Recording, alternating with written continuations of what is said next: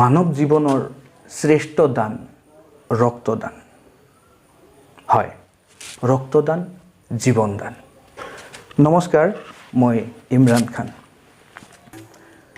আজি মই এই ভিডিঅ'টো আপোনালোকৰ আগত বনোৱাৰ এটাই কাৰণ যে আমাৰ বিশেষ কৰি যুৱক সমাজ এই ৰক্তদানৰ ক্ষেত্ৰত বহুত পিছ পৰি আছে। তেওঁলোকে নিজৰ মাজত এটা ভয় এটা সোমাই পেলাই তেওঁলোকে ৰক্তদান নকৰে। তেওঁলোকে ভাবে যে আমাৰ স্বাস্থ্যৰ অৱনতি হ'ব নেকি, ইমান দীঘলীয়া জীৱন এটা পাৰ কৰিব লাগিব, নিজৰ তেজ যদি মই দান কৰোঁ তেনেহ'লে কিজানি মোৰ কোনো অসুবিধা হ'ব পাৰে নেকি। এইটো ভবাটো স্বাভাৱিক, সকলোৱে নিজৰ জীৱনৰ কথা চিন্তা কৰে। কিন্তু মই এইটো ক্ষেত্ৰত আপোনালোকক মই অনুৰোধ জনাম, বিশেষ কৰি আমাৰ যুৱ সমাজক, বন্ধুসকল, তেজ দান কৰিলে কোনো দিনো নিজৰ ক্ষতি নহয়। উদাহৰণস্বৰূপে মই আপোনালোকৰ সন্মুখত থিয় হৈ আছোঁ। আপোনালোকে বিশ্বাস নকৰিব চাগে, মই আজিলৈকে ২৭জন মানুহক নিজৰ ৰক্তদান কৰিছোঁ, কিন্তু মোৰ একো হোৱা নাই। মই আপোনালোকৰ সন্মুখত সুস্বাস্থ্যৱান হিচাপে থিয় হৈ হাঁহি হাঁহি কথা কৈ আছোঁ। গতিকে এই ভ্ৰান্ত ধাৰণাটো আপুনি আপোনাৰ মনৰ পৰা গুচাই দিয়ক। যুৱ সমাজ, আপুনি আগবাঢ়ি আহক। আপুনি কৰিবলগীয়া বহুত আছে সমাজৰ কাৰণে। আপুনি আগবাঢ়ি আহক, মানুহক সহায় কৰক, নিজৰ ৰক্ত দান কৰক আৰু এটা জীৱন দান দিয়ক। হয় বন্ধুসকল, বহুতে ভাবে যে মই নিজৰ স্বাস্থ্যৰ কথা মই চিন্তা কৰিব লাগিব। মই আজি ক্ষীণ, মোৰ স্বাস্থ্য নাই, মই কেনেকৈ ব্লাড দিম। একো নহয়, আপুনি দিব পাৰিব।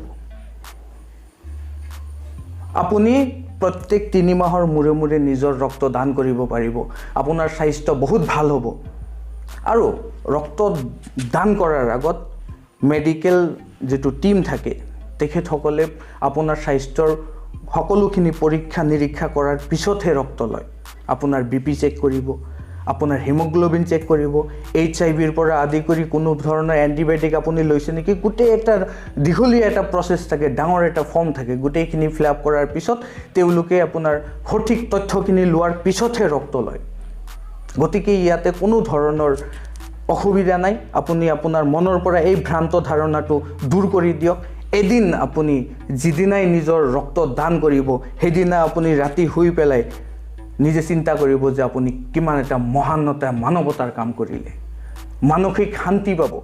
অসহায় মানুহক যেতিয়াই আপুনি সহায় কৰিব, আপুনি ভাবিব নোৱাৰে নিজৰ মনত আপুনি কিমান এটা মানসিক শান্তি পাব। হয়, মই অনুৰোধ জনাইছিলোঁ আমাৰ যুৱ সমাজৰ কিছুমান ভাইটিসকলক। মই আপোনাৰ স্ক্ৰীণত দি আছোঁ তেখেতসকলৰ ফটো। নেকিভ, তেওঁ জীৱনৰ প্ৰথম ৰক্তদান মই কোৱাৰ পিছতে কৰিছিলে। আজিলৈকে তেওঁ মোটামুটি 10জন মানুহক ৰক্তদান কৰিছে।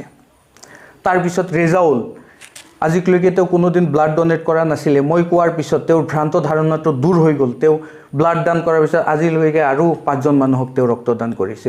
মকিবুল ইছলাম, তেওঁ আজিলৈকে 3জন মানুহক নিজৰ ৰক্তদান কৰিছে। গতিকে এইটো আপোনালোকৰ সন্মুখত জ্বলন্ত আৰু বাস্তৱ উদাহৰণ। এই নিজৰ সমাজৰ প্ৰতি দায়িত্ব ৰাখি আপুনি আপোনাৰ কাম কৰি যাওক। ৰাইজক, মানুহক সহায় কৰক, দুখীয়া মানুহক সহায় কৰক। এই কথাখিনি কৈয়ে আজি মোৰ এই ভিডিঅ'টো সামৰিছোঁ। ধন্যবাদ, নমস্কাৰ।